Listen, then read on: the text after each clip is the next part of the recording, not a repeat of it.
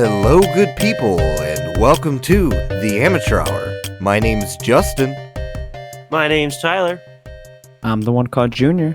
and today's sponsors are EBXYA and a friend of the show, Adam Stone. But here's the thing, is that I lied, alright? Our sponsor today is not Adam Stone, like via, just him playing some sort of sponsor ad that we made from. No. Our sponsor is here today. Himself, the man, the myth, the legend, is here, and he's bringing a little bit of an exclusivity with him. Predominantly, how do you say, a new song, perhaps? Which is releasing September 12th, actually. So the day after this episode. I hope you guys are excited for the new song coming out. But yeah, you guys are going to get an exclusive 20 seconds of Adam Stone's new song coming to our second break. So be prepared and stay tuned. Welcome back, Adam. Thank you very much for having me back. Yeah, very happy to be here. Unfortunately, missing one member again. Yes, I guess that only makes it better every time. Today we're missing Junior, everybody. So F's in the chat. Junior is taking care of some family matters, so we will let him do his thing. But hopefully he'll be there next time. But it's okay. The podcast must go on. And at least we have two of its members and a wonderful guest that I always love bringing back every single time. Our buddy Adam Stone. How have you been, is first off? I mean, I know it's been since the summer. We've had a couple months in between the last time we had you. Yeah, that's been one of the great adventures back in Chicago. The first time I went to the Amateur Hour, because we were supposed to be recording in the city, and I ended up taking a train all the way to the Amateur Hour studio, and just great because I didn't went to school next morning because I slept over at Justin's house. So it's definitely a very good experience for the first time being in the Amateur Hour. It's pretty cool. Yeah, it was pretty fantastic. So if you guys want to hear that, make sure you tune in to episode 12 of season 1. But you know what? It's season 2. It's episode 2. I'm glad to have you.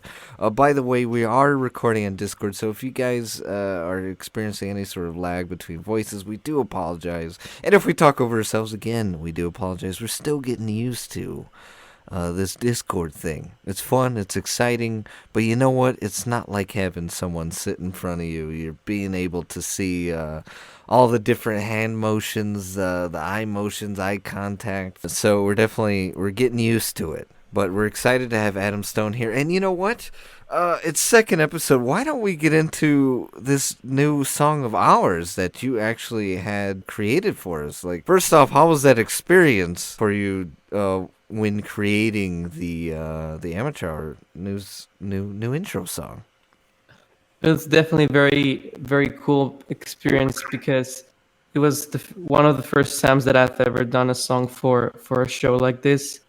Most of the times when I do a song for someone else is just because of a homework or something related to school most of the times, or nothing too serious. But like this was one of the first things that was very serious for me to produce.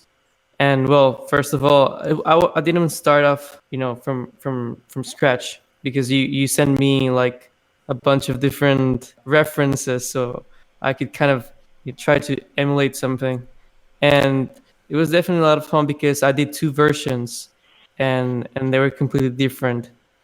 I remember the first one that I did, we were very hyped about that one, because I think when I produced that one, it didn't took more than 1 hour. It just happened like that, so that was pretty cool. And then the tricky part was to do something completely different. I would say it's very useful for in the future, because you're giving like a certain amount of time and you're given like a due date as well. So you have to organize yourself and to try to create something in that amount of time. And hopefully the people who are asking you for the music will like it. And I'm very happy that the Amateur Hour, first of all, chose me, and second of all, that they liked the song as well.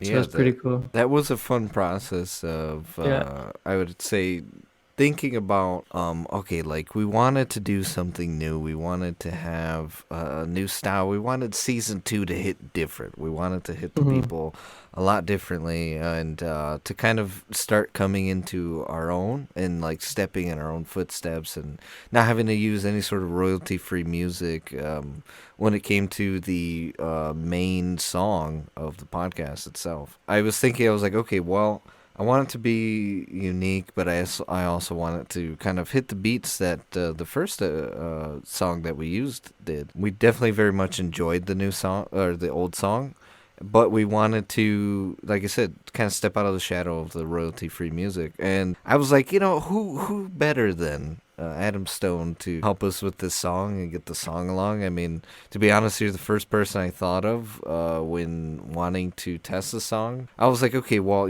Adam, you create a lot of your own backtracks. I mean, every song that you have, I mean, it's done all on your own when it comes to all the instruments that you use. And I know this was kind of a different venture because essentially at first we kind of wanted to make it a bit more 8-bit. But at the same token, I really wanted it to have your unique flair to it, which was one of the things that we had talked about in the build-up and everything, which was very exciting putting that together for everyone.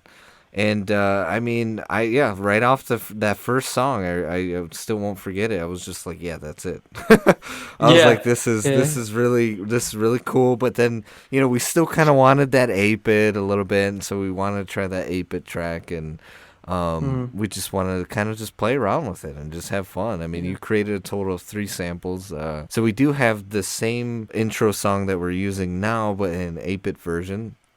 So if anyone ever wants to hear that, we'll probably play it in the future for you guys. And we also actually have just a different song entirely that you had made for it. That was actually used for the promo over on our social media. So if you guys would like to check that out, that's going to be over on our Instagram. As well as our Twitter. Actually, it'll be on our Twitter. We had a little promo video with a GIF and one of the songs that you had created, which is very exciting. I mean, that just goes to show your versatility as an artist. I really love that. I mean, It was a challenge because I've never done an 8-bit song, and then trying to blend that with my style, which will be like playing guitar. So I had to be get very creative to try and careful at the same time to be able to blend those two elements in a very good way. I know it was definitely difficult to kind of hone in on an idea where a bit open and like for everyone, like as in like we didn't want the song sounding too linear for any one sort of group of individuals, and we wanted everyone to be like, yeah, you know what, this is such a cool song. We didn't want to leave anybody out. So how did that aspect of it did that drive you nuts a little bit, or did you kind of... So when you first initially got into creating the song, and you said you created even less than 30 minutes, like, did you just know instantly kind of like putting the beats together? No, I don't know what I did actually. I was just I felt that's one of the few times when, as a composer or as a songwriter, it just happens like that, and you're not overthinking or second guessing. You're just doing it without thinking what you're doing, but it sounds good, so you're just being guided by the music itself, I would say. So I think that's what happened during the first sample. And so the first one really wasn't a challenge in that way, but for the second one it was, because I had to come up with something completely different, and I was already kind of settling for the first one. So it's kind of difficult to top the first sample. So that's why it took me a little bit longer to create the second one. Once that I sat down and started recording, everything just went natural. Before, we've kind of like talked about a few songs and Yeah, like kind I of went remember. through beats that you were telling me you'd want to use, or like how does this sound, and that was a lot of fun. And to kind of be back and doing that again definitely felt like stepping into some old boots, and they're just comfortable, everything kind of just fits right. It's always definitely nice to kind of see you work and just fit all that stuff together. I mean, I definitely feel and hope everyone checks you out because you're very talented. So I did want to plug in real quick. If you do want to hear any of Adam Stone's music, go over to his Spotify, Adam Stone, and as well as his YouTube channel. You guys can check him out over there. He's got all the new glorious, lovely songs. I mean, since we've last talked, speaking of which, you had Every Day first release. Was the first time we brought you in, and we got to play a few seconds of that song. But Yeah. since then, you've had two other songs. I mean, mind telling us about those songs? I mean, you've had Bright and I believe Puzzle Piece, correct? Or Puzzle Piece? More than friends as well. And More Than Friends as well. Oh my Yeah. goodness, you've been busy. So, I mean, tell us about. Were you excited releasing these kind of new songs in a way? Yeah, because those songs, I remember I wrote them back in like 2017 or 2018. So it's been a while that I've been carrying those songs with me and playing them as well. So I really felt like it was about time to share them. And I think the first one that I released, More Than Friends, but back in 2017, it was like more of like a homemade studio version of it. And that was back when like the everyday bright puzzle piece vibe wasn't there. So once I started writing more music, I felt like those were the ones that, at least at that time, kind of I felt like I identify with the most musically and lyrically. So yeah, it's definitely been like 2 years or something with those songs and really wanting them to share them. So it feels great to, to be able to start sharing them because I've released, I think like all of them have been between like every 2 months or something, 3 months. So it's great to be, releasing in a like very constantly as well, especially since it comes from a very long time with those songs. I feel it was about time to share them. I remember, I mean, hearing some of these songs, the originals essentially, right? Yeah, yeah, I And remember as well. how does it feel kind of stepping into, so you're going from recording it yourself in your room Hmm. and to now, I believe you said you were recording it in the closet and like sort Oh of yeah, well making, it's a good thing because there's a lot of when you have a lot of clothes and a lot of jackets and things like that, it kind of makes the sound a little more, it sounds better yeah. quality when it comes to vocal recording. I mean, how does it feel like from going from a closet to kind of recording these songs back in the studio? I mean, hearing the originals, I mean, I loved them. And I remember Hmm. hearing Every Day for the first time originally. I mean, that was one of the songs that actually got me interested in working with you. Hmm. But, I mean, hearing Every Day and then kind of the hearing how you're like, oh yeah, I recorded this, like in my closet or whatever, like this is everything I put together, and just the original track to it was like, wow, that's like really good. And I love the Hmm. bass, like the original track, and Yeah. then stepping into the studio and kind of making it more uniquely, I guess, you in a way, and having a little bit more tools at your disposal, and when it comes to like recording equipment and other stuff, like, so how did that essentially that feel to originally create it in the closet of your room Hmm. to then stepping into a studio and having that sort of Yeah. power essentially? Yeah, I think more than like the space where I was recording. At first I didn't want to go to studio, but because I was very scared of producers telling me to change the song. But I've never been into one before, so uh, we were very careful choosing where to go. So I remember going a couple of weeks before recording the song with my father to kind of get to know the people who work there, and that way make a final decision if I thought they were going to be a good option to record the song. And more, as I said, like more than the space in my closet and my room, I felt it was having someone there where who I could ask for an opinion about the song, or like if I wanted to change something, have their opinion and be honest about it, and also like being open to make changes if it was necessary as well. So definitely from being in my room by myself to being in a studio with other people who have opinions to make your music better was definitely something that the had a lot of impact during the recording of all of the singles, I would say. So having these other opinions, were you at first a little bit apprehensive? Because I know, like, I can fall into this a little bit sometimes. Is like Hmm. having someone kind of chime in and say like, "Oh, you could do this better." I mean, sometimes at first you're just like a little bit apprehensive to taking the advice. Yeah. But was that at all what you felt, or did you feel a little bit more No, willing to? actually, I think I felt that before I went. That was my only fear, that I've never experienced something like that, because I felt we made the right decision to go with those people to record.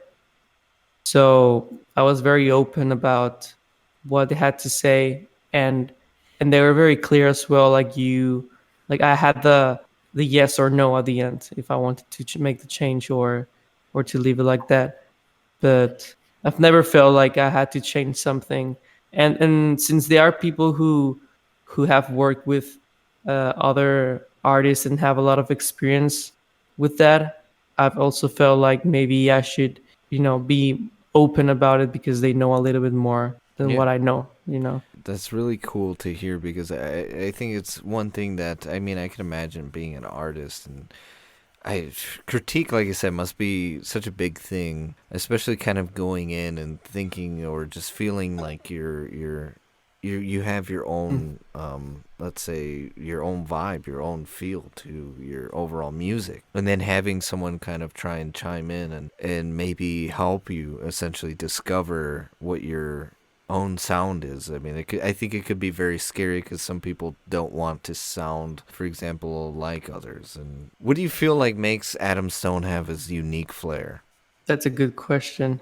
Well, I feel I've had many influences from a lot of artists, but compared to the beginning, when I discover a new artist, I feel I have inspiration directly from them and just them, no one else. So I feel I just kind of take the best from them, and then I move on to something else, something new, and I get the best of them. So at the end, it's just gonna be a combination of all of those things, I feel. So, for example, it started out being very mysterious with the ghost and the and the music vibe as well. But lately, I've been listening to a little bit more heavy stuff. I think since we met back in Yes. October, November, I remember I told you like I was trying to change the sound a little bit to a little bit more heavy, but still trying to make a smooth change into not like from Modern Friends to like having this metal track. I didn't want to do that necessarily. Yes. Kind of wanted to keep on having the like the bright vibe, which is like a little bit of rapping Yeah. and maybe but make it a little bit more heavy perhaps with the guitar and things like that. So I feel I've been inspired by, well, musically at least, from different artists throughout several periods in time, because it's not like I'm always looking for new influences, because when I discover one artist, I just stick with them and try to just study them as much as I can and then just move on to the next one. So That's that actually brings up something pretty interesting I wanted to talk about.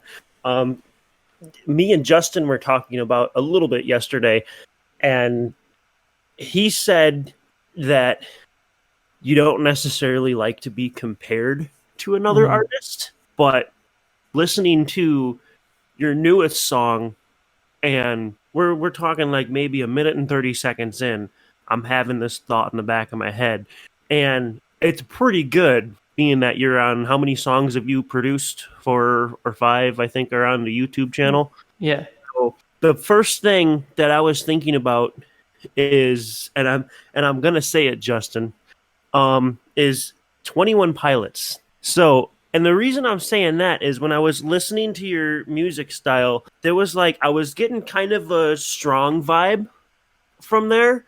But then I was also saying to Justin at the same time, to be somebody that is so new and somebody who our audience may or may not know, it is one person performing everything and putting everything together. So you got to think about that too. But when you hear a person that's so new and has what most people would think are very few songs so far, but to put them on the same level as someone like 21 Pilots, that is, I say, a pretty good thing to think about because, like I said, 21 Pilots, they are, I would say, well established. A lot of people know about them. They're really good. And then I hear your song, and it sounds and feels like it's on that level. So for you to be someone that's so new, and I don't know if I'm the only person that's ever said anything, but for me to say that your music is on a level that I would say is way beyond you right now, meaning that you'd be a really good artist even though you're so new. What do you what would you say about something like that? Because like I said, 21 Pilots, they're up there, they're established, they're a good Mhm. band. You are, I mean, you're on their level. So what kind of feedback would you give someone from saying something like that? How does that make you feel, or how does that make you appreciate what you're doing, being that like you are on that level? Yeah, well, of course, it means everything for someone to say something like that. But at the same time, you know, watching them play and listening to their music, not only them, but any other artists that you respect a lot and you put, on a pedestal and that you really admire. It's kind of hard to believe sometimes to be like them, just because we always think that they're the best and that they're very talented. So to be compared with them uh, sometimes feels like very good to be true. It feels like being here in my room and recording and like you said, starting out and being a new artist definitely feels like I would tell myself like I'm not at that level, just because I haven't achieved as much as they have achieved. On the other side, it's also a very good compliment, and that makes me want to continue creating music and kind of wanting to to get they have been, and, Yeah. and try to achieve the things that they've achieved as well. And like I said, I feel most of those songs are very inspired by 21 Pilots as well, because during 2018, in the beginning of 2019, that was like the only artist that I was listening to, and that's why it reflects a lot in the music that I was producing at the time. Definitely, the next songs will have a little different vibe to it, because I've been listening to different music right now. But I mean, back to the point, just thinking about 21 Pilots and everything they've achieved, or any other artist, and you're compared to them, just feels like so surreal, because from a perspective of an artist, you when you get inspired by someone, you just think they are, um, you know, one of the best things, because I mean that's what makes you want to create music in the first place. So it's like comparing like a singer to Michael Jackson or something like that, or like to Queen, Yeah. or like there's these very big names, Right. and I feel just admiring so much, and listening to people say that they are the best and things like that, and then to be compared to them, it just feels like I don't think I'm actually that good. But that's another thing, like a lot of artists tend to say that those things about themselves, like they're not that good, but and maybe they're gonna still think that about themselves, but they need someone uh like you, or like other people who are just listeners, to tell them like they're actually good at the level of a certain artist. So Right. Yeah. So yeah. rewinding a little bit, I 21 Pilots, Justin, they are two or three people. How many Two. people? Two Yeah, people. two. The Mhm. So drummer and the main singer. my next question here, because you're one person and Mhm. you basically do it all. You make the lyrics, you make the instrumentals, you play the instruments, and then at the very end, you put everything all together to make the finished product. Mhm. So 21 Pilots, I mean, of course, they may be doing the same thing. They got a lot more resources. But what I'm trying to get at is like the process. Because since you're one person, you have to think about the vibe you want the song to have, the kind of instrumental, what kind of genre, and then you have to put together the lyrics and what kind of emotions or whatever might be in that song. So, what kind of process do you go through? Like, what do you do first? Is it like you're thinking about something else, you might scratch down some lyrics and then you might jump into some instrumental for it? Or do you like sit there and play with a guitar for a little bit and something starts popping in your head? Like, what do you do to create one of your songs? Yeah, well, I think it comes in many ways. If I'm not playing, I'm writing something. It doesn't matter where I am. Most of the lyrics that I have are on my cell phone, and I try to, every time I'm driving or every time I go to a place, I try to look at my surroundings and try to get some inspiration as far as the lyrics. Mhm. And for instrumental, like guitar, which is mainly where everything starts more than any other instrument, since it's the main instrument that I play, most of the things come out of the guitar. And most of the times I feel like I always start with the music, just because I think that doesn't mean that the lyrics are not as important as the music, which, Right. I mean, But the music actually. may give you like a direction to flow in, maybe. Mhm. Like if you start playing something heavier, then you might look at your phone and like, okay, these lyrics are gonna fit what I just played. Yeah, Something yeah, like that. actually, yeah, and that happened as well with Puzzle Piece, actually, because at the beginning, I had like some lines for the Puzzle Piece. I think was half of the chorus or something like that, and then I was just remember recording these chords and these melodies, and I just started singing, and I just started scrolling through all the lyrics that I had before, and I kind of sometimes I recycle some of the lyrics just because they're very good, but maybe they were placed in a song that wasn't that good as the one that I'm writing right now. Right. So I go back to those lyrics and try to put them and see if they fit as well. Or it happens the other way around. If I have some lyrics and I had a chord progression or a or a guitar lick or something that I feel works very good for that, and it was maybe used in something that maybe wasn't that good as the things that I'm writing right now, I just go back and I put them again. And and I always do that because I feel they're very good, and I feel sad for those licks. Like, oh, they deserve better. Maybe those chords deserve better. So, So like, are you when you say you record everything on your phone, mhm. you're taking a trip to the store or whatever, you Oh have this yeah, idea. Is it like you just pop open your notes app and type in some lyrics, or do you like put your headphones in and record, like sing something yeah. randomly? Like, what do you do as far as that goes? Yeah, well, it depends of the place, of course. Like, for example, well, this past 5 months haven't been in a public place, so Yeah, that's a good thing. it's a good thing. I've only been in my at my grandma's house, and there's a guitar there, so I can use it if I have an idea. But if it was a normal time and I was just walking through the mall or something, I'll just grab my phone and start singing the melody. Or yeah, well, singing the melody if it's something that's not lyrical, and if it's lyrics, I just write them. But Okay. luckily, like, I've been here most of the time, 5 months in my house, so I have everything. I don't have to worry Yeah. about that right For now. a moment, like in my brain, I was like, and then Adam Stone pops out into a musical dance, and he starts like, he starts forming the lyrics. But like, yeah, I remember it. Like I said, it was a process, man. I kind of wish you were there.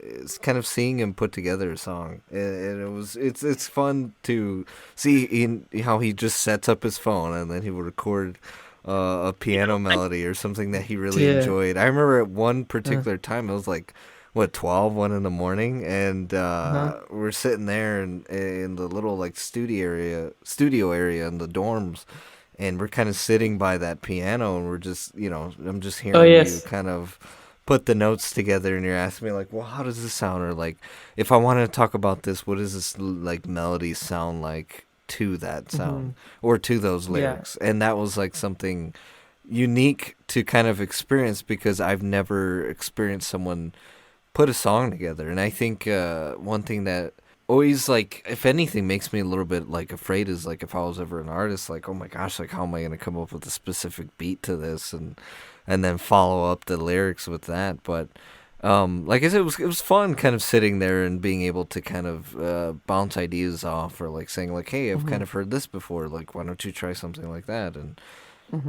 intertwining that in your music is really I think cool. one day if we ever get out of this whole COVID crap, Yes. maybe we can get back into the studio. Hopefully, maybe we can get Adam Stone back over to the States, and maybe we can do some live production couch play or something. Oh yeah, right. Like I have, we have that soundboard. You just plug in the good old EBXYA XLR cables. Totally sponsored. And start jamming for the folks, and that would actually be kind of fun. Just sort of creating on the spot song. Yeah, it'd be pretty cool. I've never done something like that before, but I'm really looking forward. Live on the It was live, our quote version of unquote. MTV. What did they do? When they did their acoustic thing, I can't remember what they called it. But you remember back in the day when they had MTV on there and they had all the artists come in, but instead of doing like their actual bands, they would do acoustic only, and they would just broadcast live on MTV. It'll be the amateur hour.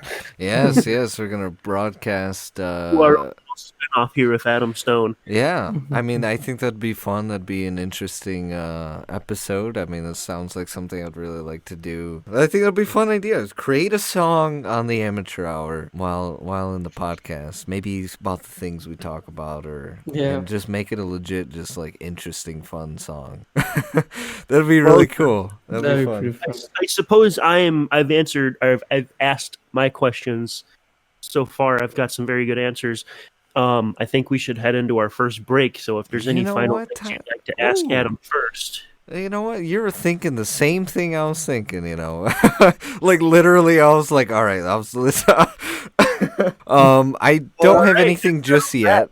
I think I agree with Tyler. Let's throw it over to a quick break. Hear a word from our sponsor, EBXYA, actually. I hope you guys enjoy.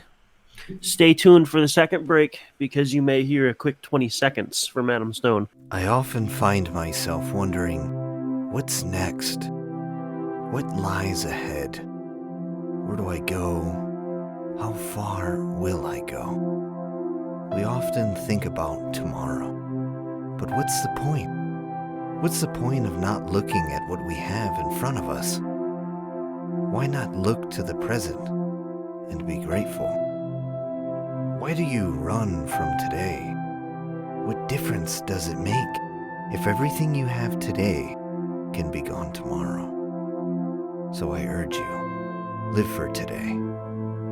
Search EBXYA on Amazon today to get all of your XLR cable needs. Link in the description.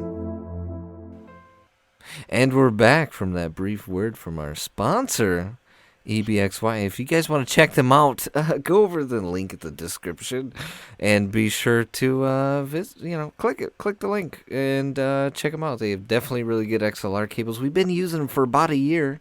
So if I were you guys, stay interested, stay intrigued. They have cables too, though, right? They mainly are XLR.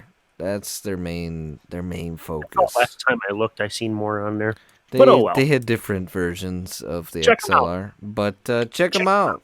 Check them out. Yeah, I'm sure segment 2 of the podcast because Adam Stone's still here.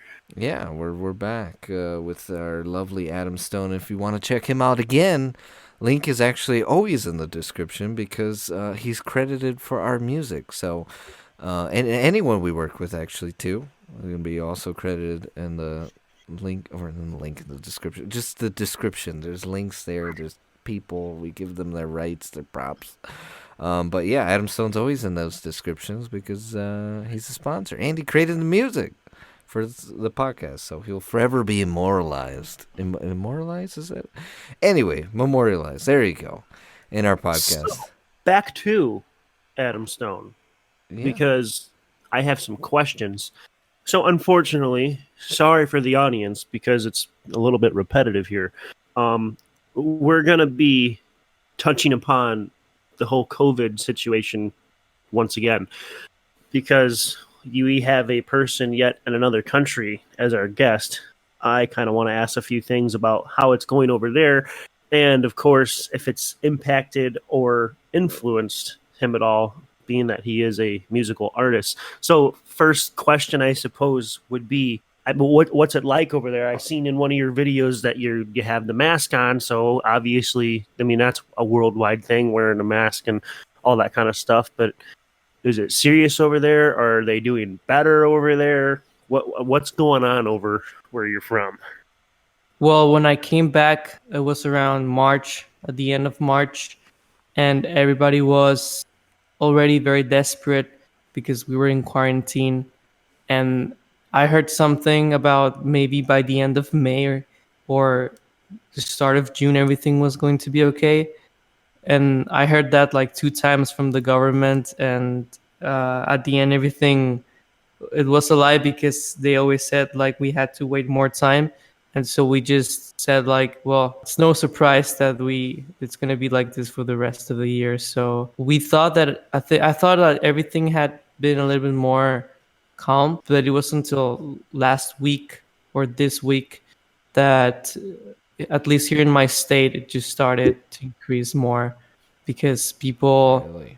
apart from not wearing their face mask as it should be, I think like a temporal law of closing all the establishments that were not necessary, like things like people really don't need to go there. But they still want to open them because they are protesting that they need the money, they need to be working. So right now it's a huge chaos with everyone.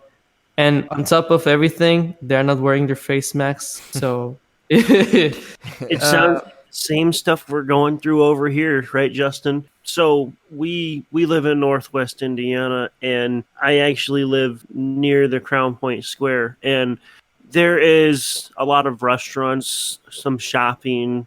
You know, it's Mhm. basically downtown where you got all your little things to do. And I drive past every day. Nobody's wearing masks. There's groups of people walking up and down the sidewalks. There's not an empty spot to park if you want to park. There's that many people there. And yeah, no one with the mask. Everyone's sitting down, eating, talking, running around, walking around. You know, COVID's still here, but everyone's just like in denial or something. Feels like that over here as well, with everyone just like that, driving around and also seeing people without their face masks. I think the government has told them that you have to wear a face mask when you're driving if there's more than one people, or even if you're by yourself. And I mean, there's a lot of people that do not follow those rules, so it's pretty annoying as well. Right. Yeah, I kind of wish more people believed in the virus and kind of took those precautions Mhm. because the truth is like if they continue to live this sort of way where they want to get back to work, the truth is you're not going to get back to work if you're not taking the proper precautions. And the only way that we can make sure that people are taking the proper precautions is us, the people, deciding to wear a mask and kind of keeping ourselves accountable rather than trying to keep others accountable. I mean, recently Right. I'd seen this video of the Karens, essentially, of the world. And I don't know if you're up to speed with that meme, Adam, but Karens are how do we describe it? The suburban rich white lady that gets outraged. They're always right. You tell them they're wrong. Yeah. Oh, Yeah, the Karens, that's the meme, all right, everyone. I'm just explaining the meme. But you have the Karens out there kind of being outraged and saying that they can't breathe while wearing a mask. And I mean, I would believe that there's certain people that might have trouble breathing in masks. I mean, people with claustrophobia and other things, maybe anxiety disorders. I can imagine that being tough to wear a mask. But at the To same anyone that's a Karen out there that may not be qualified as a Karen, sorry, Karen. yeah. Karen is a cool name, but it's also an even better meme. Sorry, I had to put a little bit of laughter in there. I couldn't resist. Yeah, no, I agree. I mean, it's funny. I mean, what a time to be Karen. You know, it's like if 2020 wasn't bad enough, I mean, Karen is like they're going through a rough time right now. Karen's on like the same level as a millennial right now. But but listen here, I mean, Karen, please wear a mask. Yeah, I don't know. We got all these people outraged currently, and we have the Karens of our society, which are just kind of protesting and not believing in this sort of virus. But the death rate would say it's pretty real. I mean, I guess there's not. I mean, it feels like essentially beating a dead horse when we're constantly, bringing up the virus. But I mean, it's just so prominent in our history. I mean, I guess that question for you, Adam, was how does it feel like living in true, like, big historical events? I don't know. I just think when you say about big historical event, I look back at like other big historical events like world wars and things like that, and how our parents, tell us about those things when we were young. So I guess it's gonna be my turn to tell my kids like, oh, I survived a pandemic. Yeah, essentially, we're gonna have a back in my day story. Yeah. Back in my day, I was going to work and there's a virus, and And I had to wear a mask. yeah, you know. Like, so It's like back when your parents used to tell you, and like I used to like hike up a mountain, and like I used to walk up I walk for 40 miles. They always bringing up something about them going to school, and now I mean we could say we're like, yeah, I was taking the train and there was a virus going on, and like. My kids are not going to have an excuse. I mean, that's it. When it comes to parenting, I think I'm going to be pretty strict now. I'm like, you have no excuse, all right? You have to get good grades, during the virus. you have to not become a total failure. I mean, given it on the topic of even grades, I mean, just kind of reminds me of kind of a bit of a question and statement at the same time. Is that recently, before this whole virus mess, actually kind of a bit after, you had made the decision that you didn't want to attend college at Columbia College Chicago anymore. And what was the sort of thought process behind that one and overall reasoning as to why you kind of stepped away? Yeah, well, that came from the start of second semester, I think, because when I was attending some of my classes, I definitely felt that there was a lot of difference in talent and in capability as well, and knowledge in general. So that I felt like was slowing down the learning process for me and some of my fellow, Columbia friends that were maybe at the same level or even higher level than I was back then. And we definitely feel like it was slowing us down a lot with people that might not know a lot, and we're still in those classes, and the teacher had to go back every time to explain everything, and then comparing it to the price as well that I was paying. As a total, I feel like it wasn't fair to be in those type of situations where any person from anywhere without a lot of knowledge in music could be there, because I experienced being in the classroom with other people, and seriously, with all honesty, having thoughts like, how did they get here in the first place? Because I feel like I'm way over over that level, and it's just slowing down everything that I'm trying to learn. And that was something that I felt at the end of first semester, and I decided to give it two opportunities, second semester and third semester, which I felt it improved very little, but it didn't improve as much as I wanted it to. And at the same time, everything was parallel to being an international student, so that definitely makes me It definitely makes everything a lot more expensive on side of the. yeah, well, yeah, not only expensive, but there's things like I can and I cannot do, as getting paid and working off campus because I'm not an American citizen, which, well, I totally respect, of course, because it's not my country, but it's frustrating because Yeah. from the first day that I arrived, I really wanted to get out and start playing as much as I could, but it was hard because I did have a little fear with like the whole thing of getting paid and being international student and having all of those laws on top of me, and it was just pretty frustrating. And then at that time I wasn't 21 as well, so that was another Yeah. disadvantage, that I couldn't go to all of the places to play. Now, And I understand there's different type of visas. Like obviously you were yeah. probably on a student visa. In order for you to perform or work to get a paycheck, Mhm. would you be allowed to have another type of visa, like a work visa, or are you You like could, yeah, one? you could use the work visa, but to get one of those, you have to. It's easier for someone to get that visa if they're already hired for a job. Yeah, And as let's say, opposed like, to. if I just show up like that, saying I just want to go to your country and find where to play, I don't think they'll want to give me a visa for just going there and trying to Right. and being a nomad I'm and sure having there's. no place to be. I'm sure there's a certain way to Probably have Yeah. to fill figure out a that bunch out. of Yeah, applications, have them processed and everything. I would mhm. assume. It definitely was just a long process because I remember, when I was managing it, that was like one of our concerns, and trying to figure that out definitely was. Mhm. We didn't really get a chance to look at it at the time, because we're just more focused on like kind of rebranding and just making sure that things were a lot more set up, Mhm. business So wise. could that have affected because you were in the States, but you were still working on your music and you did a show with Justin that he was managing?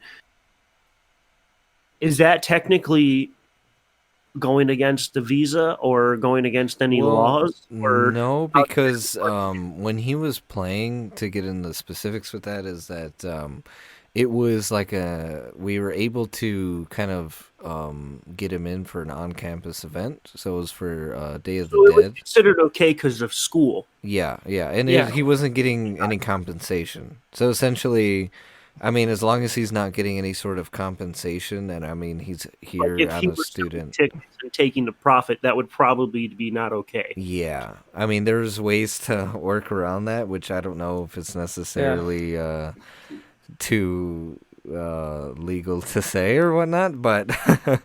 Mhm. there was ways that we would have to like figure out if we did get paid. No, But there's. so it definitely was a process, and I could understand that nuisance in a way, to kind of try and figure out how to play, which I think is definitely an adversity for musicians of any sort of ethnicity that's just kind of coming into America to want to play and kind of get big. I mean, like I said, I'm sure there's ways. We didn't really have enough time at the time to Mhm. really check into this because he was there for a couple of months, and we wanted to figure everything out, like I said, business wise.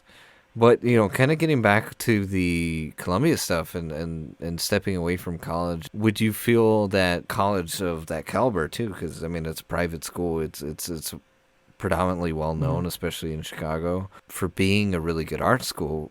Would you feel like they should have had a process where they sort of tested your skill level essentially with Yeah, I think a music? little bit more strict, I would say, would have been a little bit better. maybe not to stop people from attending that college, but maybe to place them in their right, Yeah, you like know, a bit of a Well, ranking classes. essentially. Like, you're more advanced than some of the people that were in some of your classes. Mhm, So if there was some type of placement test or mhm. assessment that you could have taken, maybe you could have skipped the like 101 classes per se and jumped into a more advanced area. Yeah. yeah, I would figure too. Like again, Have anything like that at Columbia? Justin, you would probably know too. yeah, that's what I was gonna say. Is that being in art school, I was surprised that they didn't actually have anything like that. I You know, 'cause remember. and you got to go through all the basic classes. That's any college. You have to go through basic math and English and all that stuff. But when it comes to your actual skill, what you're going to college for, your major, if his being music production, I would assume they would really want to test your knowledge and how much you know about that specific area. And I feel like if I were operating this college and I was, accepting money to give someone an education, I would believe it would be up to me to really test that person's knowledge and really give him the right skills that he needs. If Hmm. we're wasting his time and money on skills he already has and he's excelling in, then push him up further. I feel like that would have been the right thing to do, and maybe a placement test would have been able to do that. Yeah, I mean, honestly, it's the same for I think. Yeah, like you're saying, like for most colleges, and it's kind of upsetting that I would think that artistically, right, like and through music is something very different. I think it's a different level than like let's say, 'cause I mean, I'm studying pretty much producing, film producing, and television producing. Right. I want to be, and that's like a lot of business classes and other courses and stuff like that. So you'd figure something for me, like yeah, of course they're gonna force me to take the intro classes if I haven't taken them, and other I things mean, of that caliber. when I attended Ivy Tech, they gave me a placement test, and my math scores were really good. My English scores were above average, and even some of the general like science and stuff like that, they scored me above average, and I didn't have to take my basic math or my basic English.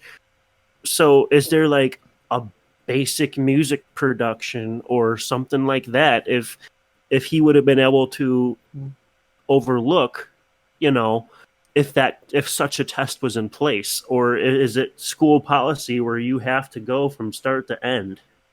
You know, Yeah, did they have a placement for you, Adam? They had placements once you were there, I think, uh, but only for some of the classes, not everything. The when I applied, I didn't have to present anything, any sort of test or anything. That's Like from the very beginning, I just had to. I just sent like a video of me singing, and actually, honestly, I thought it was pretty, average or not as good as I could be right now. And I guess I was just surprised by. Well, I wasn't really surprised, but if just like maybe like I said, being in a classroom and having other people that are not in your at your level and are really struggling, and you just think like, well, I'm just losing my time here and my money when yeah. I could be learning something else. just to see what would happen, I wonder if you were to submit one of your fully produced music videos. I wonder if they would offer a higher placement or offer some type of ability for you to Hmm. possibly place higher. Not to say you should go back, but I would just wonder if you were able We, to do that, if they would all of a sudden have this different decision for you. we can try it. We can make an experiment Right. undercover. Because if they do that right there, I mean, if I were you and you already went to the school and then you dropped back out of the school because it wasn't really working for you, but then if you submitted something that's a lot better and all of a sudden they're like, oh shoot, he can really excel and we're going to put him on this higher level, I would feel somewhat insulted. Yeah, No, let them suffer. Let them suffer. instead of Adam Stone, it's gonna be Stone Adam. Yeah. We're gonna No, send yeah, in an no. undercover You video. understand what I'm saying, right? I Just don't. it seemed like they paid enough attention, or maybe they didn't pay attention to the right things. I don't think Mhm. that it would change anything. Unfortunately, I think it's just a fault in Columbia colleges. Yeah.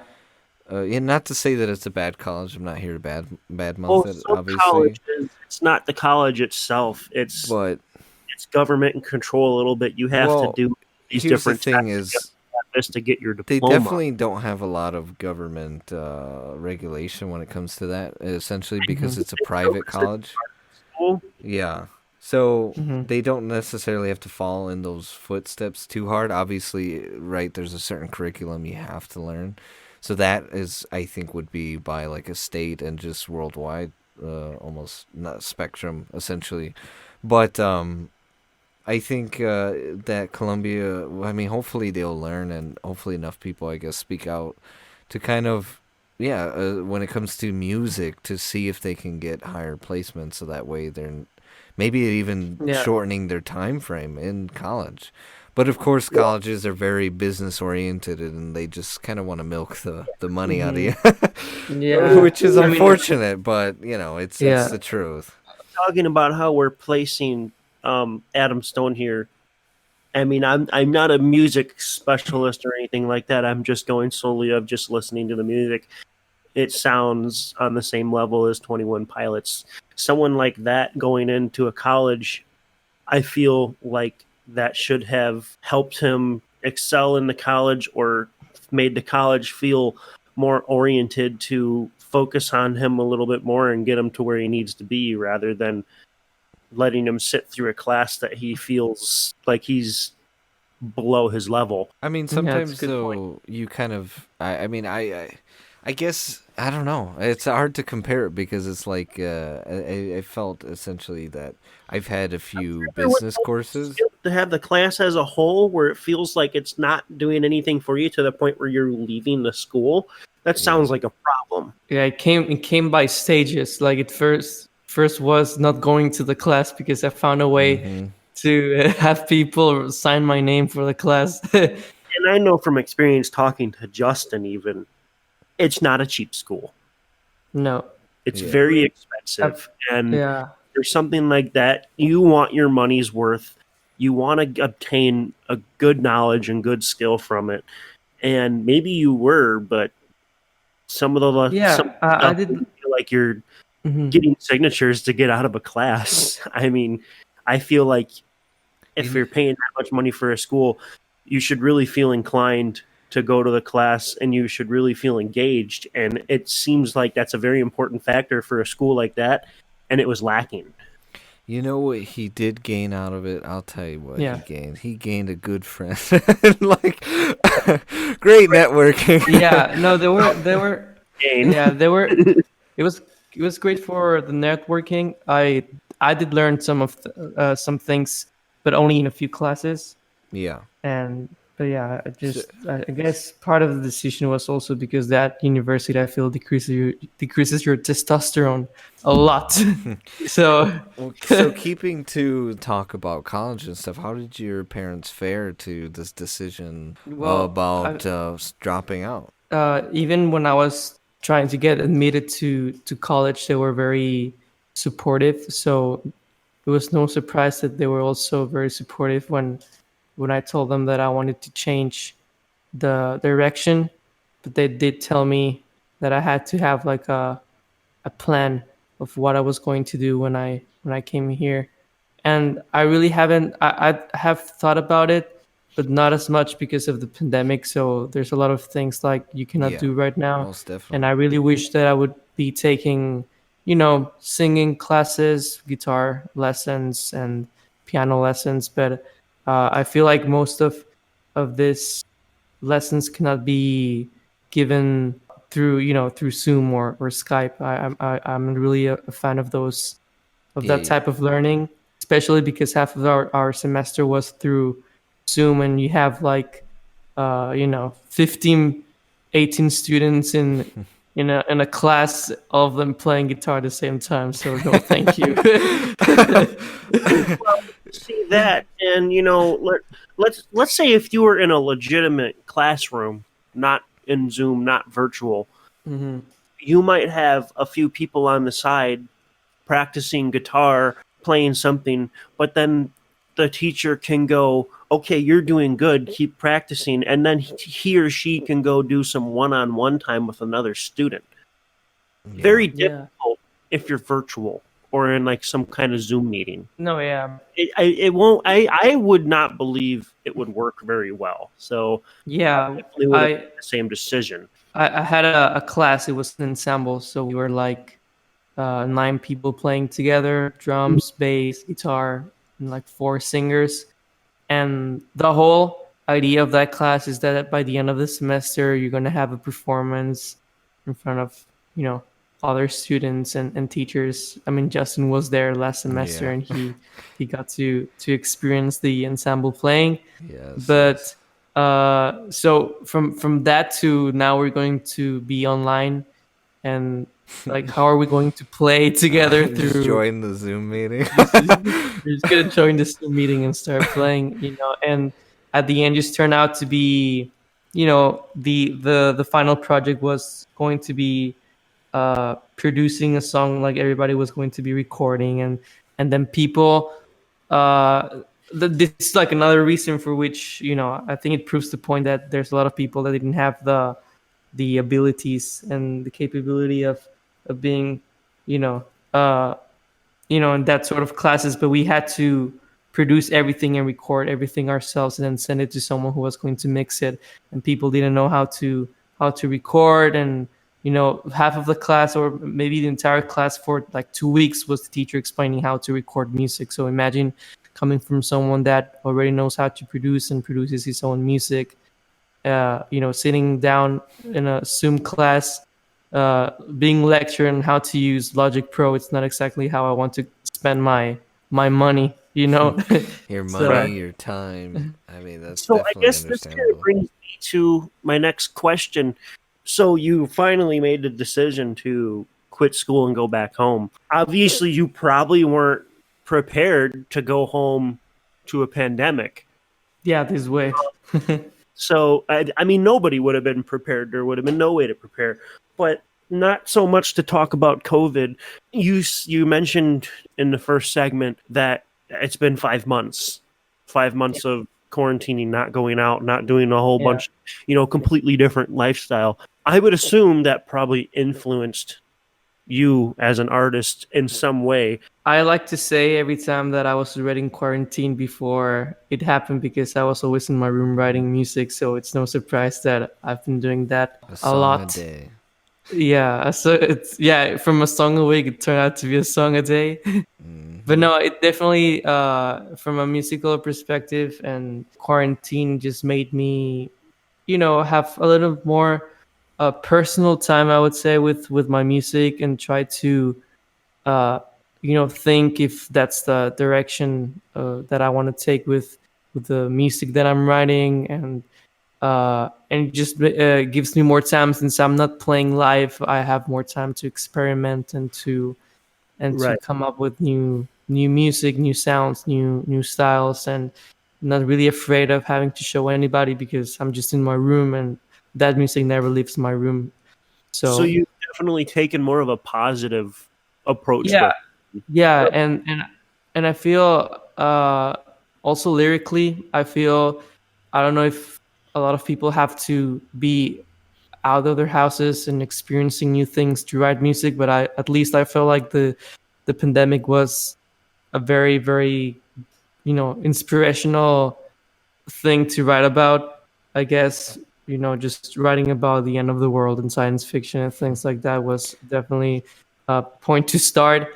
And from there, I feel, being locked in your house doesn't prevent you from getting inspiration from feelings that you have from things that you see. So I would definitely don't think it's been an obstacle, other So than I just want to get outside and have some fresh air for would you once. s- But Oh, would go you, ahead, Justin. would you say that essentially this has kind of made you self-reflect as and just you as an individual as opposed to an Yeah, artist as well? yeah, definitely, yeah, a lot. And I feel it has influenced the way that I want to not only write my music, but also, like you said, personally, like how I want to, it's like I feel it can be used like a timeout from what's happening right now, or from actually from what was happening before the pandemic. I feel it works like a timeout for you Yeah. to also like self uh, analyze everything that you're doing and what you want to change and Yeah. what you want to be better. I mean, And I feel, I would agree with that statement, and I'm yeah, glad that you're. I mean, as even Tyler has mentioned before, is that you're taking this in a sort of a positive note, which I think is what most people should do. Is kind hmm, of rather I than worry about the It's very pandemic. important Yeah, because if you're struggling and you're negative thinking, and then if he's trying to be an artist, I'm sure there's other people in the world that may be trying to do the same thing, or even just in my day-to-day life, if it's nothing but negative, it really makes the day harder. And there has been days yeah, for me that you're at work and nothing's working well, and the pandemic is just giving you nothing but negative thoughts. The rest of the day just starts to suck.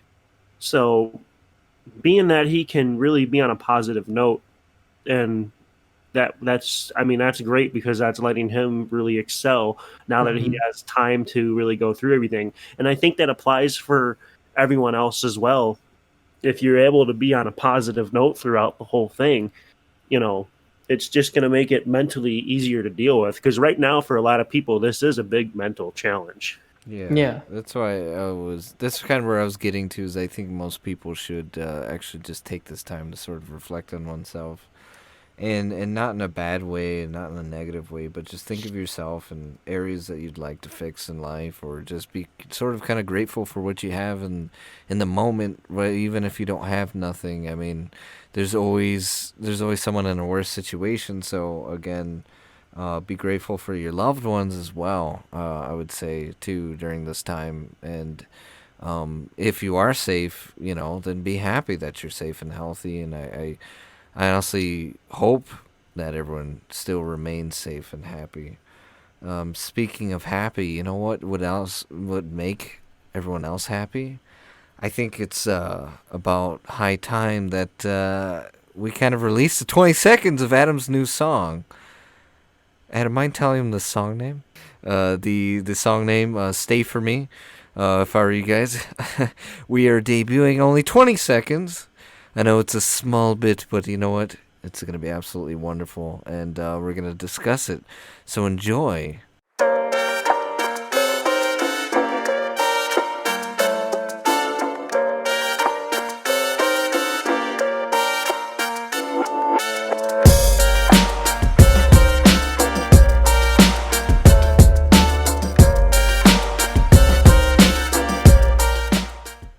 So how did you all enjoy those 20 seconds of Adam Stone's new song? yeah. I feel more Mexican than ever. Yes, yes. So definitely one thing we have to get into this little teaser, if you will, for his song again that's releasing tomorrow.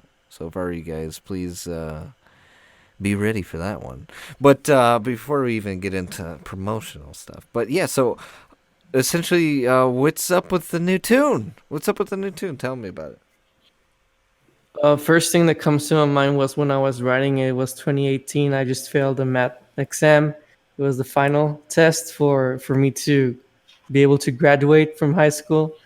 I remember I was in my room. I didn't have the trumpets yet. It was just the chords and the progression and the beat. And I remember my dad coming to my room and telling me like, "Why do you fail math class?" And he told me, "Stop doing music for 1 week and just get your things together. You have to take this test and be able to graduate, and you can do as much music as you want." So after that, I don't remember how the trumpet part came together. I think I was just experimenting, but from when it started, I really wasn't thinking about having a song with trumpets or a song that sounded like a Mexican song. So yeah, it just came. I think the trumpet thing was it just came like that, but I felt it was a pretty good thing. Not only because it sounded good, but it had to do a lot with the culture and to my hometown, and I felt it was a nice tribute to everything. And it plays very well as well with the lyrics, which I don't know if we're gonna get to discuss that part as well of the song, but I feel it everything you know it, everything blended together in a very nice way, I would Yeah, say. I remember first hearing the song, and I remember too when we're managing, right, and we're kind of having the conversation of like the type of artist you want to be, and where you want to go essentially. One of the things was is that I was like, well, is there any sort of idea that you want to do of like something a little bit more cultured, like because being Mexican and from Mexico. I felt like that was sort of an avenue that will kind of make you unique in a way of having some sort of Spanish songs, essentially, but Yeah. or at least having inquiring the beat, and that, I mean that's something that I seen that you had implemented with this song, and Hmm. it's wonderful to hear. To be honest, because it adds, it kind of just pays tribute in a way, Yeah. Well, it without. lets you see the culture background too, as well. Yeah, without Hmm. especially stepping out of what Adam Stone is, and essentially it's still keeping with the Adam Stone flair Yeah. and just adding Yeah. to his background. Yeah, that's what I like because it's not an entirely different song because it still has like the sort of the Adam Stone element as far as rapping and singing. Yeah, But it has that, like you said, cultural part. And I do get asked all the time, like in a song in Spanish, and I just like to say like it hasn't happened yet, but it doesn't mean that I'm going to deny if I ever have inspiration to write that. But yeah, at least for now, this is all that you can get. You can have some very nice sounding trumpets in the beginning of the song, so I feel it's a good touch, and it represents the culture in a good way as yeah. well. Well, No, with most trumpet. definitely.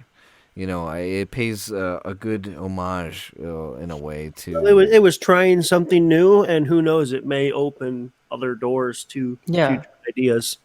Most yeah. definitely. Yeah, and I would say to that because I remember bringing up the Spanish and everything, and yeah, I would say if it doesn't feel right, then don't go for it. Like you're Hmm. saying, because that's, I think, something that some artists try and do. Sometimes they'll try and change too much because other people are telling them to, or Yeah. they're trying to appease a certain demographic, essentially. But I think for most artists, just do what you love. I mean, because either way, I think you're still gonna have critics, and have you? I think that's something that I would like to talk about. Actually, have you ever sort of ran into any negative critics at all? Actually, recently, and if you did, how did you deal with that or handle it? Yeah. Well, actually, that's what inspired songs like "Bright." It came from receiving very negative comments, but which I think they were intended to be a little bit more constructive criticism, but it turned out to be more of a insult than anything else. And that was back when I was in middle school, and I started to play in this musical, and I chose to play guitar, and so we had to practice every Saturday or something, and we had this band director, and he just all the time he was just telling me how bad I was playing, but not necessarily telling me how to improve or what I had to improve, or what I was lacking or what I had to do better to make the song sound like it had to sound. It was He was just directing and then just staring at me and making me like a face of you Yeah, just messed it up, and I feel that's just makes you feel like you are very bad at what you're doing, and but it also makes you it's very frustrating because they're not telling you what you're doing wrong. They're just saying that you are not good at it without telling you how to improve. that sort of kind of. And Sorry to interrupt, but like that reminds me of your song "Bright." Is No, that yeah, kind of yeah, that's what I was saying, that uh, when you receive those negative comments, uh, that's the result. You're gonna get a song or something like that, Yeah, yeah, yeah. But because it really was a very bad experience for me, because uh, after I was when I was doing that musical, I remember the band director brought another guitar player to help me, and at the beginning I thought I was going to be a teacher, and I had nothing against that, but he brought another student, and he basically stole off my parts, and Yeah. I ended up doing something else with the guitar, which wasn't even people didn't even notice what I was doing with the guitar, and plus the student wasn't from our school, he was from Oh, high school, and that's it was like, what are you doing here in the that first place? sucks. So I feel that sort of, and I'm telling this story because you asked me about critics and negative comments, and I Yeah. and I felt that the teacher who could have definitely just uh, told me how to improve, and what areas could I improve to make myself as a guitar player and as a musician Well, being way that the better. teacher left that part out doesn't sound like a very good teacher. No, Yeah. yeah, I mean, You after all, it's a middle bad school you teacher. failed, but he's not helping you to improve. Isn't that what you go to the teacher for, to improve? Yeah, I should go with him to improve, but I was receiving the complete opposite, behavior from what I was expecting, and then he recommended me another teacher because he doesn't play guitar. So I had to go with a teacher, a private teacher that knows how to play guitar, and then the private teacher told me that everything that I was doing was fine. So I got pretty confused, and I just thought at the end everything was, the other teacher had everything against me, or I don't know I what mean, was it's happening really. possible. So I don't know. I But mean, anyway, the point of the story was that that's an example of receiving, I guess, negative comments and negative attitude, instead of having, uh, you know, just constructional criticism, and how that can affect someone, and what it can provoke a song, against yeah, him. you made the full song bright, I guess, from that experience. I was like, wait a minute, this sounds familiar. Yeah, so yeah, and the song is so literal, his So long balls. story short, Tony sucks, and he'll just excel anyway. I mean, that's cool. I mean, I remember you were talking though, or at least you briefly mentioned that you kind of wanted to get a little bit into the lyrics of "Stay for Me," Yeah. and I guess I don't want to touch too much into it because I want people to experience the song Mhm. tomorrow, essentially. But yeah, so tell me at least where does the song come from, and um, what are the ultimate themes of the song? Like, what's the song ultimately about? Well, it was inspired, first of all, by the year 2018, when I was writing music and spending so much time in my room, and also playing in different places, and just realize how much hard work you have to put into the things that you have that you want to create. And I felt like, once you look at the things that you're creating, and then you go and show it to your friends or other people, just think about what other people are listening to, and it's very different from what you're listening, I mean, from what you're writing. And that, uh, you know it provokes that feeling that we were discussing a minute ago about, uh, not knowing if you should change your music, or what you should be writing in order to please the people who are listening to your music. Yeah, So the song, really, for me, it means, uh, there's a line that says, "Can you stay for a while?" And I guess that sums everything up, because I'm doing a lot of hard work into trying to make the song sound like I want, spending a lot of time thinking about so many options of how to so many options that will at the end will affect the outcome of the song. And and I feel like that hard work should be, uh, you know, should be not praised, but maybe admired by, the people who are going to listen to the song at the end, and how it can also be how that people who are going to listen to your song are distracted by the songs that are being played on the radio. That for me, I feel they have, the lyrical content might have no meaning at the end. So it's just, uh, I guess the song acts like a, uh, you know, wanting to tell people if they can stay just for a little while to support your local talent, I would say. Sounds like a very intriguing song, most definitely. Even thinking about the lyrics and at least more of the meaning now, the sort of song beat itself really does fit in Yeah. with the music or with the song Hmm. itself. Hmm. So that's really cool kind of getting into that. I also even wanted to get into some of your other songs, like Every Day, you have Yeah. Bright, you have, well, we kind of now know where Bright comes from, which is kind of cool that the listeners out there sort of get that background on where that song Yeah. came from. So I guess the next song I kind of want to touch on is More Than Friends. That song itself, what kind of, because that one's more of a sort of slow song, essentially, and a bit of Hmm. a romance song, essentially. What was the inspiration for that song as well?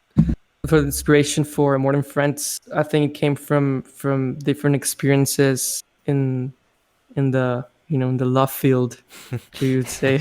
uh, uh, I uh, all of them, all of those experiences, I felt they summed up, to this song, and all of the lines were inspired by different things that I was feeling, through, this period of time. And I have to say the song was inspired by two people. So it's just your normal song about wanting to be like this, like the title says, more than friends, which would mean that you want to be in a relationship with them. And, I feel that that song has been one of the most honest songs that I've written, and I got the chance as well to play it in front of the person that it was intended to be for. And did I manage to be more than a friend? No, they just got angry when I Oh my when I sing gosh. this song, so it went out pretty bad. But I do like a lot the song. The song has a very special place in my heart, because it's one of the oldest songs that I've written, and it's one of the most honest songs as well.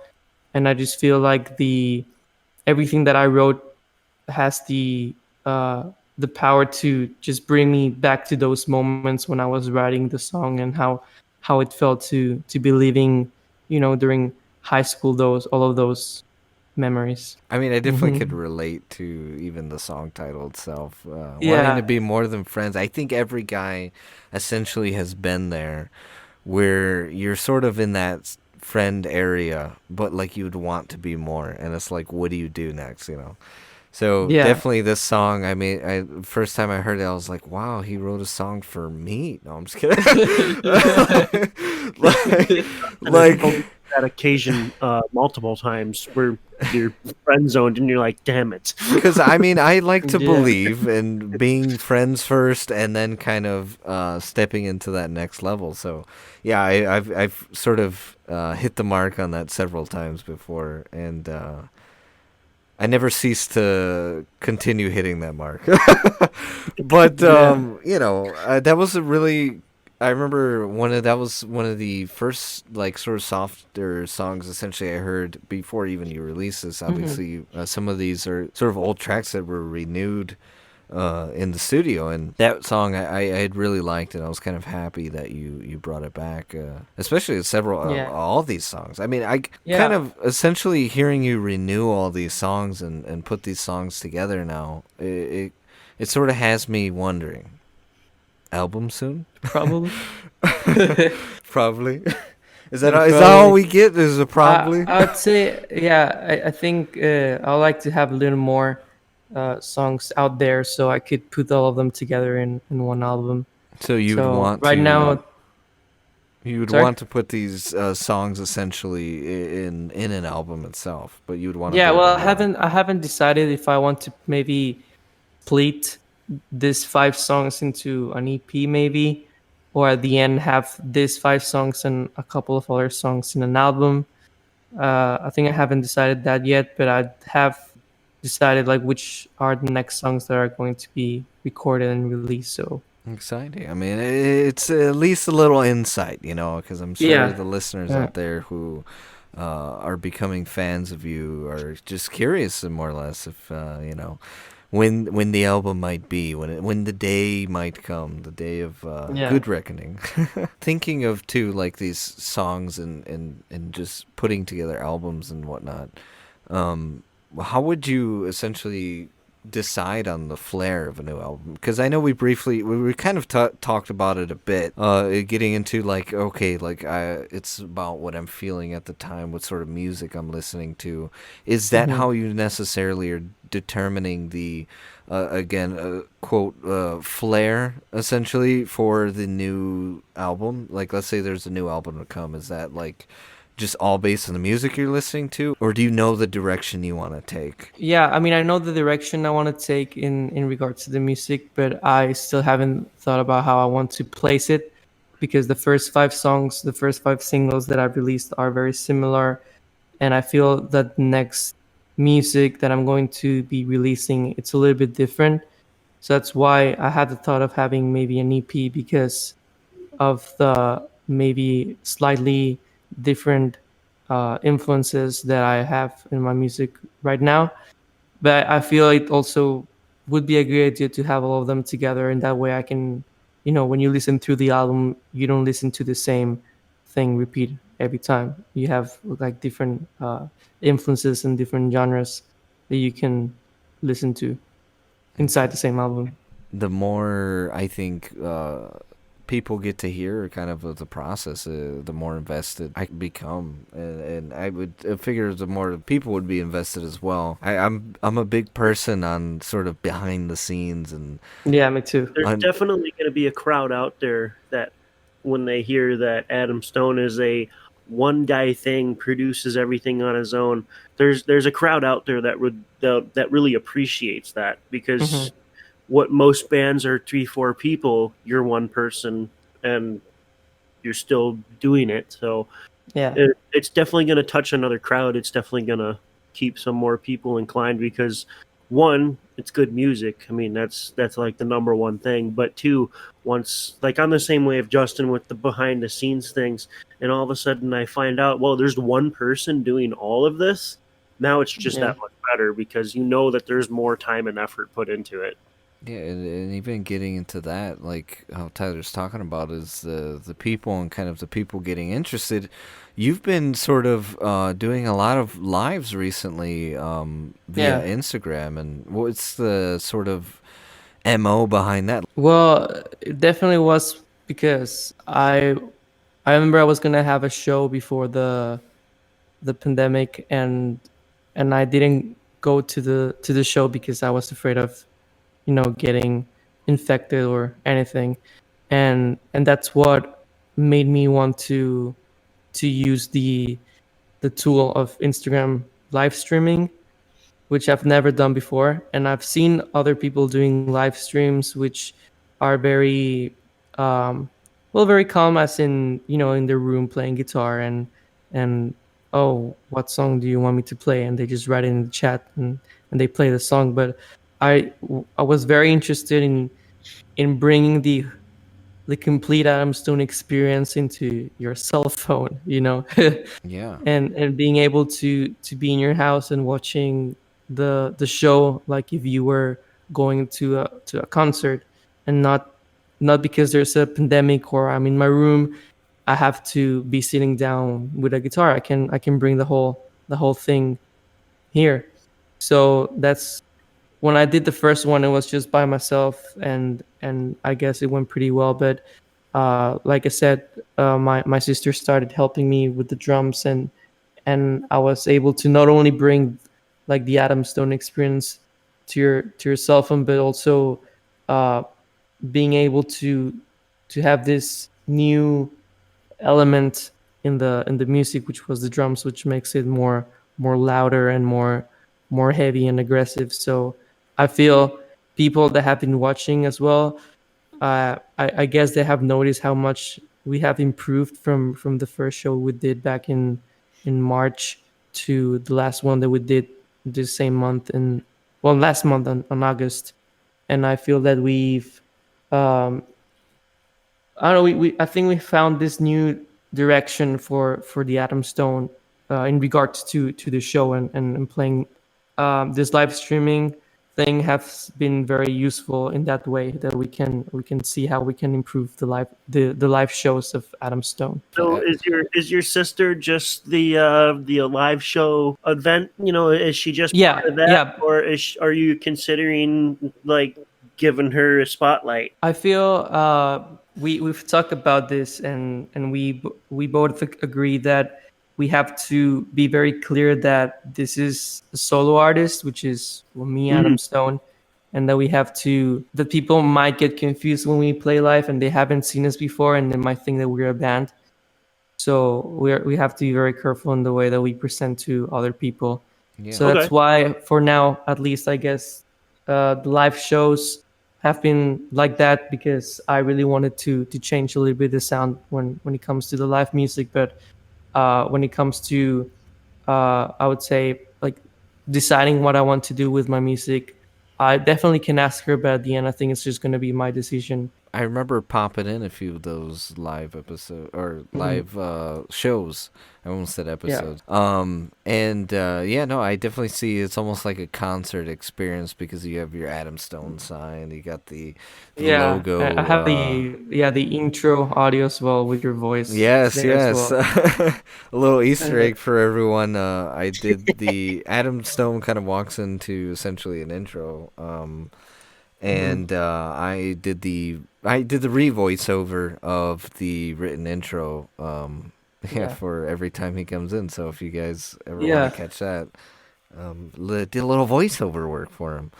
yeah. Um, But it's working very very good, because we not only the Adam Stone live streams from my Instagram account have been happening, but also we have been invited to other events, like the virtual manifest from Colombia, yes. and another event that we have over here in Mexico. That's for some of my friends organized this event, and they also did this live stream, so we got to play there with the intro and everything. And it's just great that even if we're locked in our houses, we're able to still be playing as if we were playing in a live stage, in a Yeah. live venue. That's That's pretty cool. exciting, and kind of getting now probably even more stage time and everything. It must be Yeah. definitely wonderful, kind of being able, and if anything too, being able to decorate essentially and set up your own stage for however you want to. I mean, you even have lights going Yeah. on. I mean, you go. Oh yes. Well, my sister had the lights in her room before, and they were just nothing so special. They were just on the roof, and I think they fell off. So I told her, "Yeah, how about you just bring the lights and we just put them here, and we can play with the lights." And Yeah. then we played the first time, and it was kind of hard, because like I'm a fan of the lights, flickering and Yeah. and changing colors and then fading and then everything. And I it was very hard to do that if we were both playing, so I had to play guitar with one hand, and change the color with the other hand. And so it became like a very hard job to do. And then my dad bought some lights that we could even use after the pandemic is done. We could actually use them if we play live, but at least Yeah, we kind of we take them play with them you. here, and we just decided to change them before every song. We just change the color and just leave it like that. But I'm really missing the whole show when it comes to the crazy parts. That'll be Yeah, pretty cool. yeah. But I could What kind imagine. of lights do you use? Because there's some computer software that you can Yeah, do with different types of like RGB light strips. Yeah, like yeah, LEDs or yeah. There's I Actually, know there's like professional stage equipment, but hmm like for lighting, that's if you ever seen like a really fancy built computer, yeah, you can put some of that lighting to react to like music and stuff, or like yeah, people when yeah. they're playing computer and they get killed in the game, their computer turns red, something like that. But I wonder, like, can you use something like that plugged into your computer and have like a mic set up that the computer can hear and like Yeah, just makes your lights do different things. yeah, that sounds great. I actually didn't think about that when we were playing the music, but I think it's a good thing that you mentioned it because now I'll want to try it out and see what I can do. It would be a learning experience because even that's something I've never done. I don't know Mhm. how entirely possible it is, but like just usually you go to a big concert and there's people controlling audio, there's people controlling lighting, there's a physical person usually doing all that. Yeah, So honestly, it's something to experiment with. outside of the hmm podcast, Tyler, maybe you can help him figure something else out, so that way he can bring this new experience to his listeners out there and his fans. I had like this image in my brain when you were saying like, yeah, we just, I had to control it with my hand. I was thinking like. Literally, maybe like let's say you're just plugging it inside the wall, plugging it out of the wall, plugging it in the wall, just to make it like strobe light. No, it actually You did something with like, because you know how some guitarists they have all the foot pedals to like make the guitar sound different ways and do all that kind of Yeah, stuff. maybe he can I wonder if you could do some kind of light control thing. like a jerry rig or something Yeah. like that. So Like he can- like if you're like tapping your foot to the beat and you just hit different pedals and it like activates yeah, or something weird. yeah. I mean, that's a good idea, but at the same time, I would I like would to have leave no that idea job how it for. would work. No, yeah. No, yeah, but I would like to leave that job for someone else because I do want to. I really felt like I couldn't concentrate or could feel. Well, I could concentrate, but I couldn't feel entirely. When I was playing the music, yeah, I I had to think remember about the lights at the same time. you even had essentially like different camera angles for your live performance. Correct me if I was wrong. Did you have that before? Yeah, Yeah. which one? Which I'm trying to performance think you're of which talking about? performance specifically. But I just remember in one performance. Yeah, I don't know if it because was Manifest or not. yeah, we did two. One was for Manifest, and the other was a Facebook live stream. And both of them, we pre-recorded them with like 3 cameras or 4, I think. Okay. And I had to edit the whole thing, but but we had different camera shots. That was a cool thing. So Yeah, I remember seeing something like that, and that was really cool. So you definitely really are, I think, during this pandemic, trying to bring an aspect and kind of, if in a way, showing other artists that you can kind of do it at home and have that concert at home and bring this experience to people's phones and really put a good highlight out there in yeah, these trying times and continue to be an artist that's live performing. Essentially, it's just yeah, changed to virtually live, but it's still live, hmm and that's definitely great. And as recapping to what Tyler said before, you definitely are an artist that is, I think up and coming is not even really just right to describe you. I think you're just an artist that is good. You're a hmm very good artist, and Thank you. and not just because I know you. It's just like I said, when I first seen you first day, I knew it, and I just Great story. yeah. Well, like I said earlier, when I hear your music, I don't think of a new artist. You're That's why I was, because you have your own style, but when I listen to your music, I think of 21 Pilots. And for me to associate you, that it doesn't, I don't feel like I'm listening to a new artist. Yeah, It feels like you have your skill, you're in the right space, you know what you're doing. You're on that level already. and being that you only have 5 songs and those 5 songs are like already on that level, that's just one thing that's really awesome. That really lets you know that you're already doing as good as some people that are well established. So the future is going to be, it's Very it's bright. already there. Your skills are there and everything. It's going to be a pretty bright future for sure, I would Thank you, think. thank you. Yeah. You're not a new artist, you're the artist. Right? So that's very exciting. I agree with everything Tyler said. And I can't wait to see more. And tomorrow, everyone, please get ready because the more is coming. Stay For Me is going to be available on YouTube and Spotify. Everywhere. Everywhere. Okay, it's gonna be available Yeah, everywhere. everywhere. So be sure to check in on him. Thank you, Adam, definitely for coming on the podcast again. It's always lovely having you. Also, a big Still, I have to say, still looking forward to the day that I'm able to be with the Amateur Hour full experience. Junior, Tyler, Justin. you know what Or- I tell you what. It's going to come. Hopefully this COVID BS is far gone. Yeah, who knows? You're in the States again. Yeah, I hopefully. mean, I have to go to pick up my guitar. Yeah. Hopefully, when you're in the States, we definitely can come up with a super fun episode and just have it be a blast and do something different and sort of add that unique Adam Stone flair to everything that he does. And again, thank you so much for making the intro and making the song for us over here at the Amateur Hour. Thank you for. No, yeah, thank you for choosing me, and trusting me. Most definitely. I mean, I couldn't It was think of either you or 21 Pilots, and I don't think 21 Pilots would have answered.